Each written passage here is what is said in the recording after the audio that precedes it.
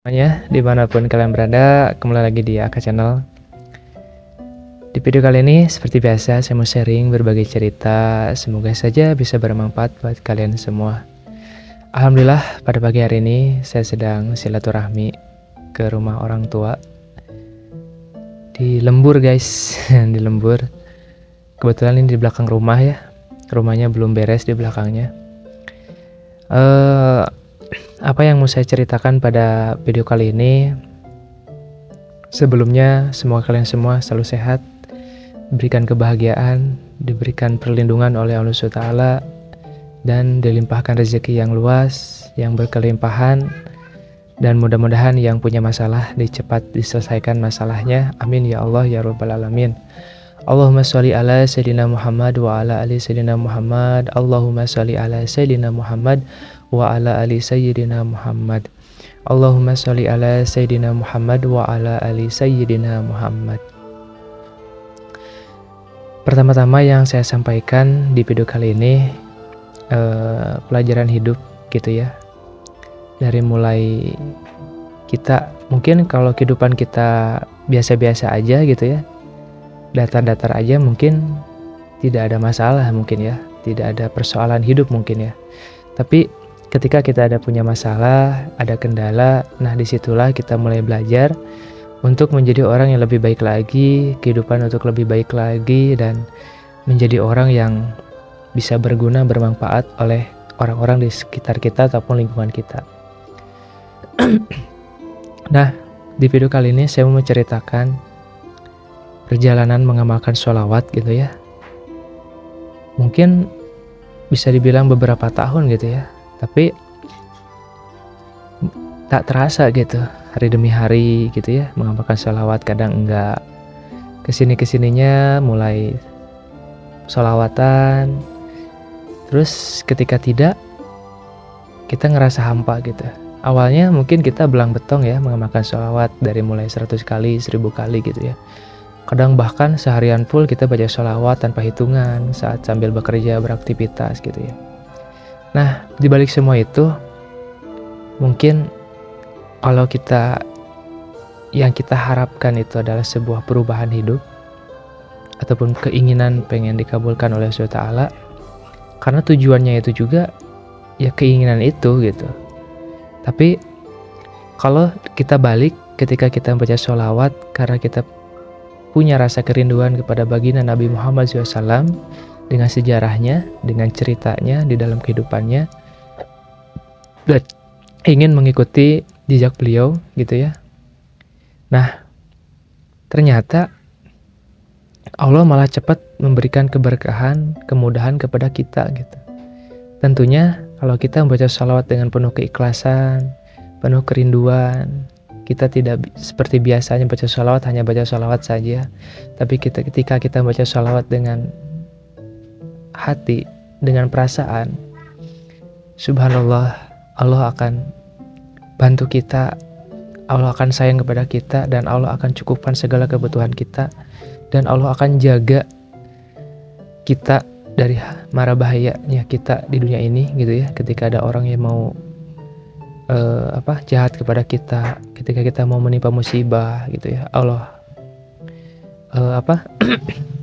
lindungi kita gitu. Nah, saya mau berbagi cerita setelah ketika kita punya masalah sangat-sangat berat gitu ya di dalam hidup ini.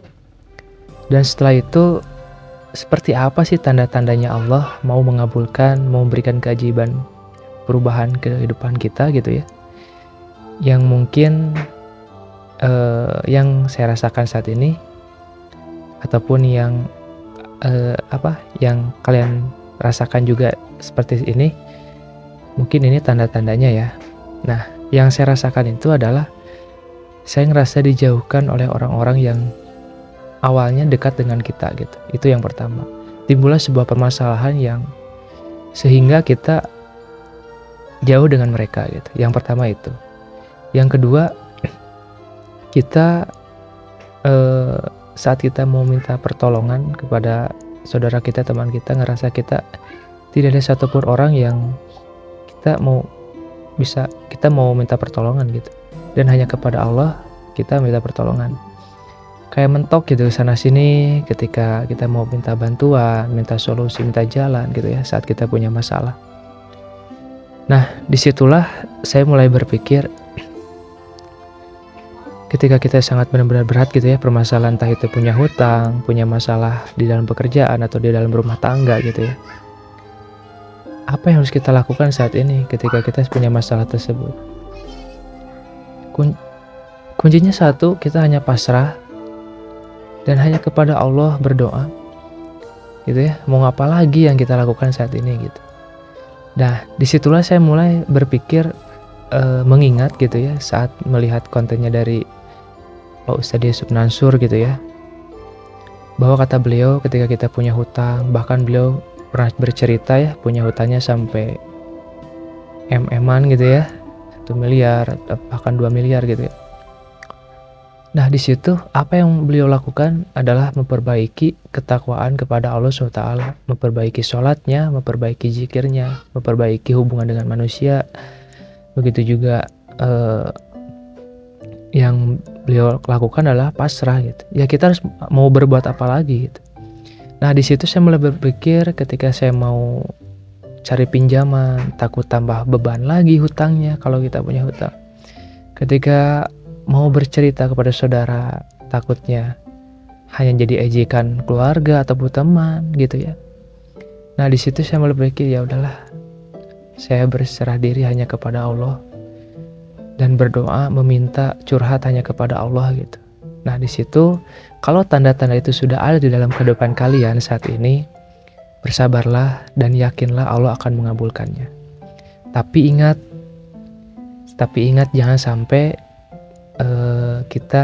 kita boleh lelah, dan yang nggak boleh itu kita menyerah gitu. Lelah, tapi jangan sampai kita ngerasa jadi kurang yakin kepada Allah, jangan ngerasa jadi kurang yakin kepada Rasulullah gitu ya. Nah, karena kalau kita punya pikiran ke situ, nantinya kita sia-sia apa yang kita lakukan saat ini gitu. Nah, kuncinya itu. Dan itu juga yang saya rasakan sebelumnya gitu. Tapi ketika keadaan kita sedang benar-benar di bawah, tidak ada satupun yang percaya dengan kita, tidak ada satupun orang yang mau menolong pada kehidupan kita misalkan, dan kita hanya bisa berbicara dan hanya bisa berdoa kepada Allah Subhanahu wa taala gitu. Nah, barulah di situ Allah datangkan orang-orang yang baik menjadi nolong ke kita, mencari jalan gitu ya. Peluang bisnis mulai terlihat lagi, hubungan keluarga, hubungan dengan istri kita, saudara kita mulai terbaiki dengan sendirinya gitu ya. Nah, awal mulanya itu ya kuncinya satu, pasrah gitu. Dan itu juga yang saya lakukan, dan alhamdulillah sebuah perubahan dalam hidup ini mulai tertata kembali. Walaupun saya belum menjadi orang bisa bermanfaat oleh banyak orang, tapi setidaknya saya sudah bisa memperbaiki kehidupan ini dan menjaga keharmonisan di dalam keluarga dan menjaga kewajiban sebagai seorang suami, seorang ayah dari anak-anak saya sendiri gitu ya. Nah, begitupun alhamdulillah gitu, sekarang udah bisa mulai punya usaha sendiri. Walaupun saya masih bekerja di perusahaan gitu ya, dan alhamdulillah di dalam pekerjaan pun sekarang bisa dibilang menjadi karyawan tetap gitu ya. Alhamdulillah punya rezeki ngalir setiap bulannya, dan ya disitulah kita harus bersyukur, karena hidup ini apapun keadaan kita harus bersyukur. Apalagi jadi pada intinya, kalau pengen cepat dikabulkan keajaiban dari Allah SWT gitu ya, dengan wasilah kita ikhtiar langit atau berdoa kepada Allah dan pengen cepat dikabulkan, kuncinya satu, yaitu yang tadi saya sebutkan adalah berpasrah gitu. Pasrahkan semua ini gitu kepada Allah SWT gitu. Kita serahkan dan jangan mengambil kehendak ataupun di luar kemampuan kita. Yang kedua, ya kita harus bahagia gitu. Karena dengan bahagia itulah Allah akan cepat memberikan